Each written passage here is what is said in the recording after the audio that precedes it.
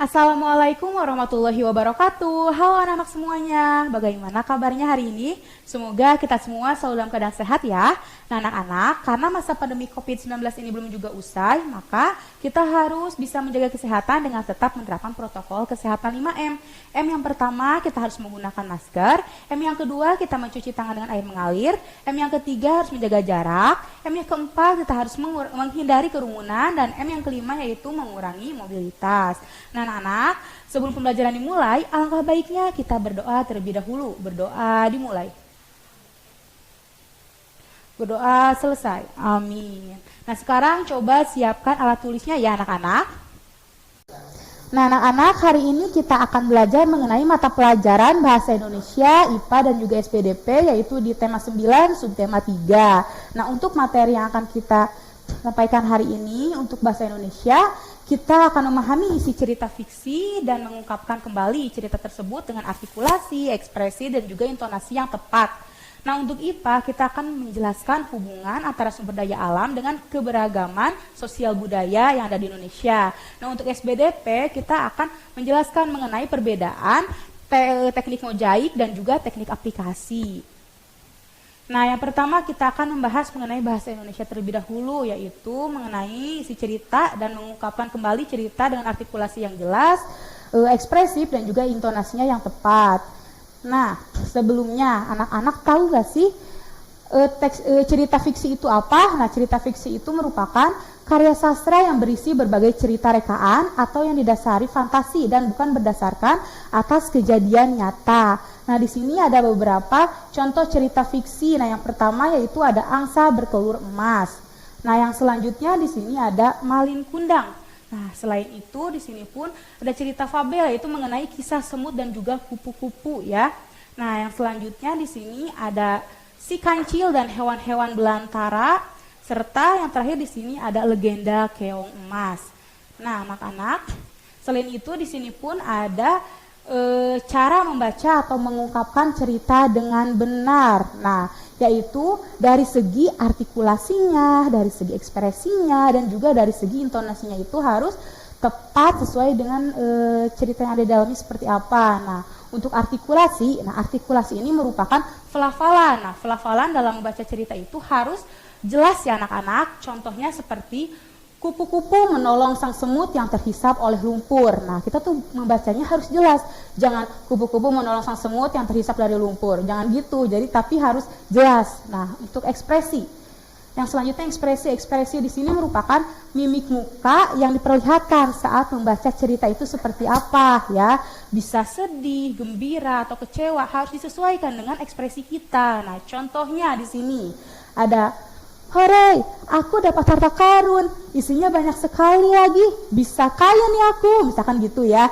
Nah, untuk yang selanjutnya di sini ada intonasi. Nah, intonasi itu merupakan nada pengucapan. Jadi misalnya ada kalimat yang berakhiran koma atau titik, tanda seru ataupun tanda tanya. Nah, maka intonasinya itu akan berbeda. Nah, contohnya di sini ada Tama, bersihkan kelas sekarang. Lalu yang kedua, Tama, apakah kamu sudah membersihkan kelas? Nah, itu sangat berbeda ya. Yang pertama itu kata seperti menyuruh dan ada penekanan di situ. Lalu sedangkan yang kedua, yang Tama, apakah kamu sudah membersihkan kelas? Nah, itu tuh seorang itu bertanya kepada si Tama, apakah Tama itu sudah membersihkan kelas atau belum. Nah, yang selanjutnya di sini ada teks cerita fiksi mengenai kisah semut dan kupu-kupu. Nah, sekarang kita akan baca teks ini sesuai dengan yang tadi ya. Pelafalannya harus jelas ya. Lalu ekspresinya seperti apa, lalu intonasinya juga harus tepat ya. Kita akan membacakannya, oke? Dengarkan ya. Nah, anak-anak, di sini ada sebuah cerita mengenai kisah semut dan kupu-kupu. Mari kita baca ya. Di sebuah hutan yang sangat lebat, tempat tinggal bermacam-macam binatang.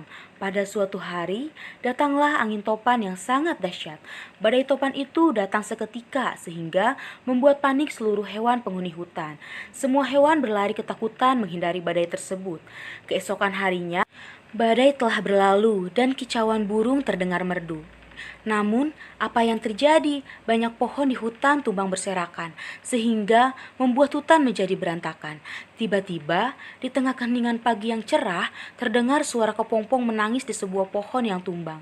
Betapa sedihnya aku, dihantam badai, sehingga aku tidak ada tempat yang aman untuk berlindung, ratap sang kepompong.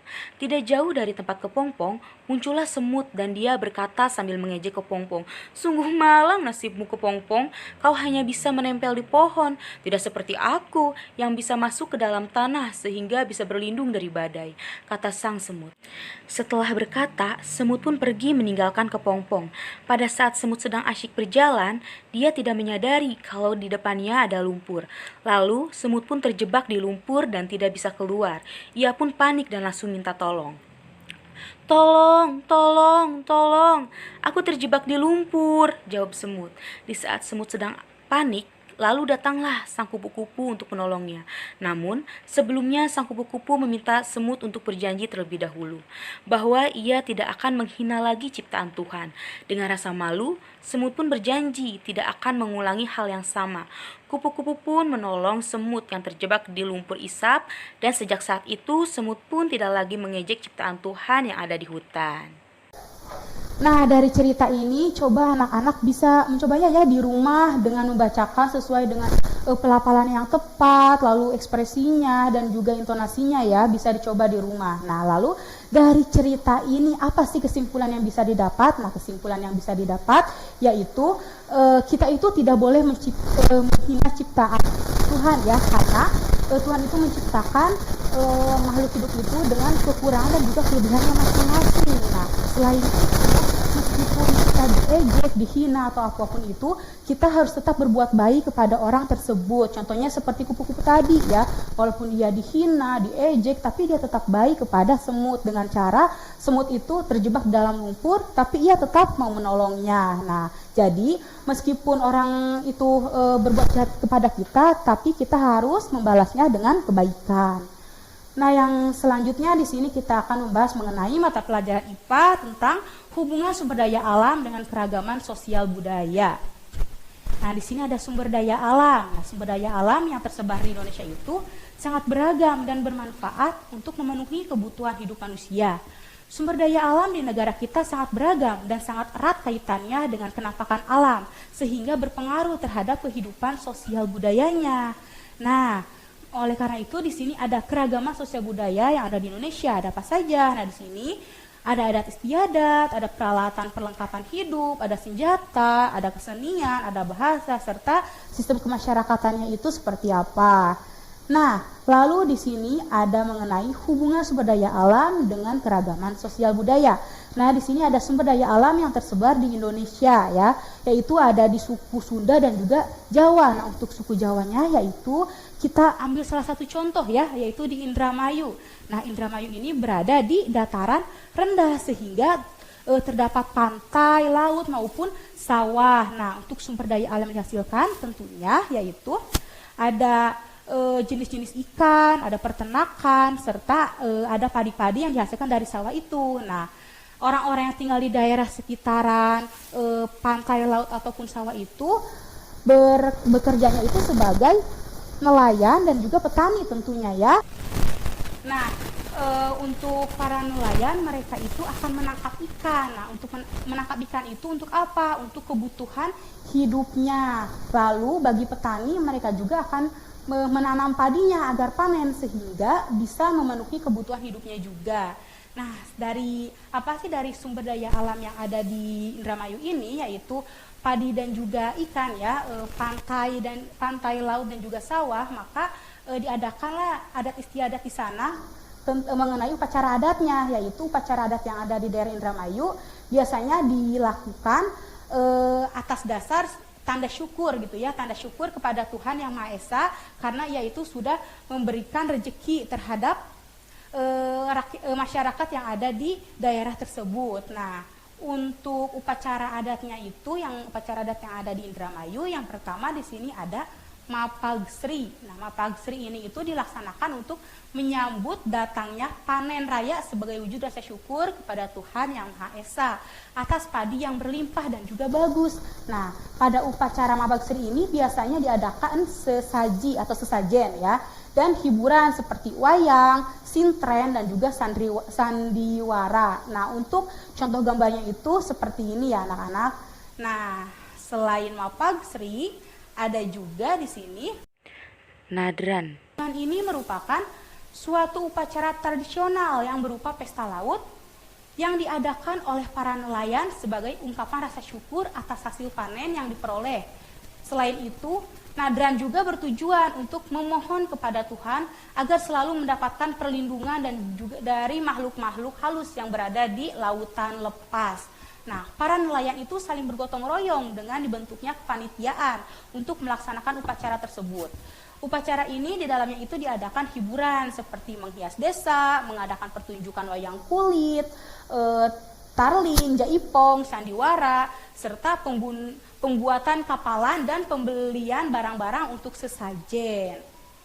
Nah, selain di Indramayu, di sini juga ada di Sodang Ciamis ya. Nah, sumber daya alam yang ada di Ciamis yaitu sawah yang ditanami dengan padi-padian.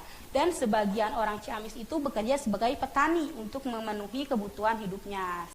Nah, di Sodang ini pastinya melakukan upacara adat yang berhubungan dengan panen sawahnya. Upacara adatnya itu bernama Serentahun ya. Kalau misalkan sebenarnya ini sama kan ya, sama-sama sumber daya alamnya itu sawah, namun untuk upacara adatnya tersendiri namanya berbeda. Yang tadi di Indramayu namanya Mapagsri, sedangkan di sini namanya Serentahun ya. Di Ciamis itu Serentahun.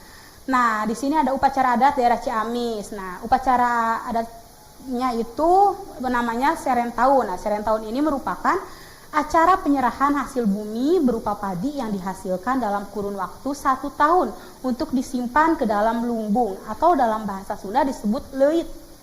Upacara itu dimaknai dengan kebersamaan, dengan dibarengi musik gamelan, kesenian adat Sunda setempat, prosesi acara adat Serentahun pun digelar. Nah, anak-anak, kita sudah membahas mengenai bahasa Indonesia dan juga IPA. Selanjutnya kita akan membahas mengenai SBDP tentang perbedaan teknik mozaik dan juga aplikasi.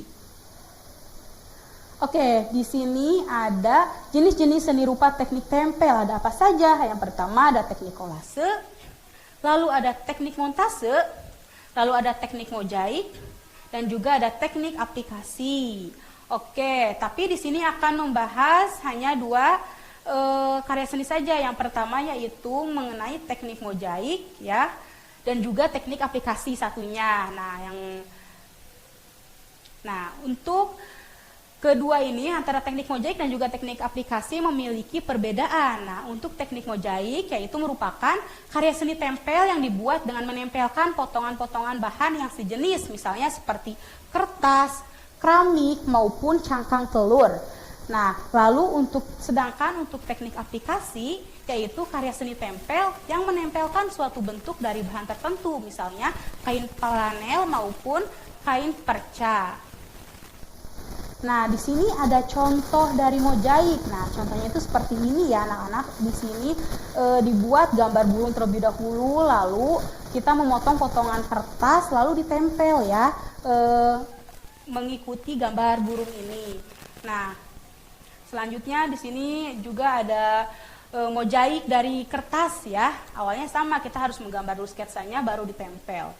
Nah, yang selanjutnya di sini ada berbagai macam mozaik ya. Di sini ada balon udara, ada kapal, ada apa sih itu namanya teh?